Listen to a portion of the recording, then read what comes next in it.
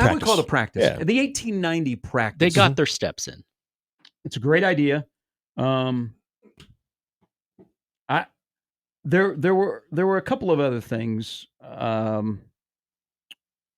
First of all, they are open to a lot of ideas to reach into the passion of Nebraska fans. And it was, you're walking up to the stadium and people were lined up outside. Yeah.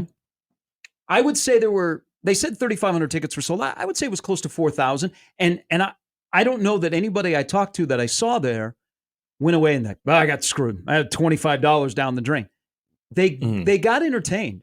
I mean, and it was lengthy. Yeah. At one point, I thought, "Wow, this is going on a while," and it was warm. I was dealing with that myself, but they gave not myself personally. They gave the caveat at the end that there's going to be signing autographs and all that kind of stuff. So it was kind of cool, and I loved it. I think it's going to become a tradition, and people will plan for it. So expect this to grow.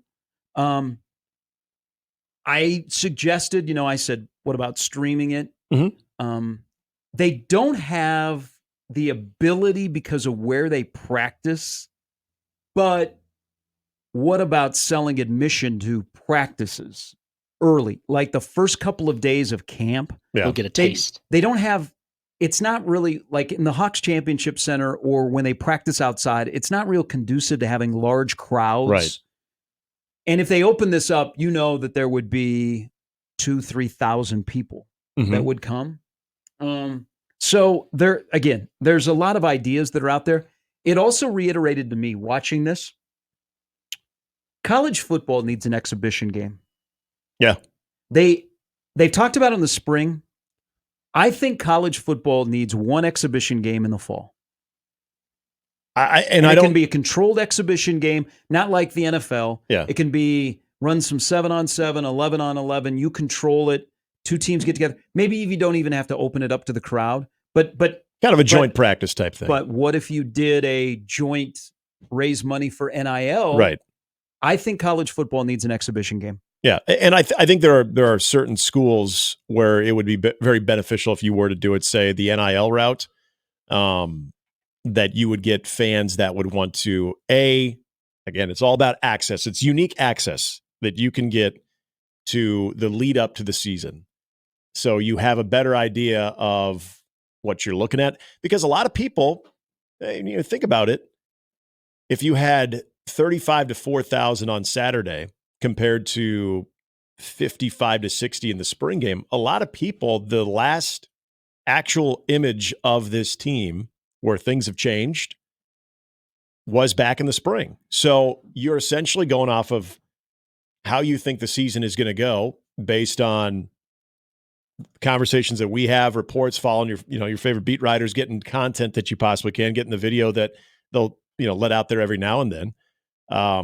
That's essentially the access is close to the season and the kickoff that you get.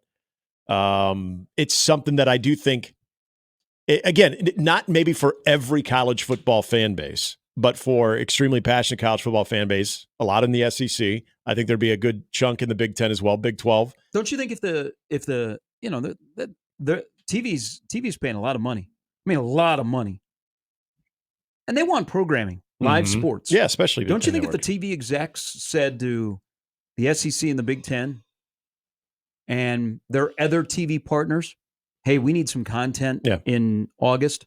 We'd like an exhibition game." Yeah, can we get like 48 hours of round the clock, just exhibition games that you can. I don't know. I'd go that. I would let schools choose if they want to play or not. Yeah. Do an exhibition game. But if the TV exec said, we would like a football game in August, an exhibition, we'd be willing to show it. That might help further this discussion. But I think there's a lot of schools that would benefit from either a joint practice or an exhibition game. Yep. I don't disagree one bit about that. Again, for two purposes that it would serve.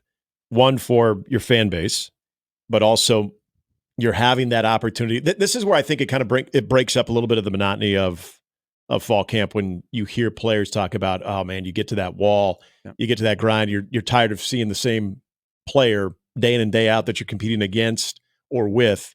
You need something to kind of break it up a little bit. I think joint practices serve that on top of not always knowing what they're going to throw at you. So you do get a little bit of the element of not knowing what to expect and see how you can react. I think for young players in key positions like quarterback, like linebacker, areas where even wide receiver, where you might see a young player who you think is going to impact, and everything is not on script. So you're going up against a different team, and it doesn't have to be even a Power 4 team. Could be a MAC team that comes in that you're trying to benefit each other by just throwing different things they're not used to, but also keeping guys engaged into fall camp. I'm not saying that Nebraska or any other school, all of a sudden they just start losing focus. I just think it's only natural. We all remember when we were playing high school football. You start on August 1st or whatever the equivalent is to that. You get halfway through and all of a sudden you're dragging. You need something to kind of break that up. And I think that would serve a great purpose there as well.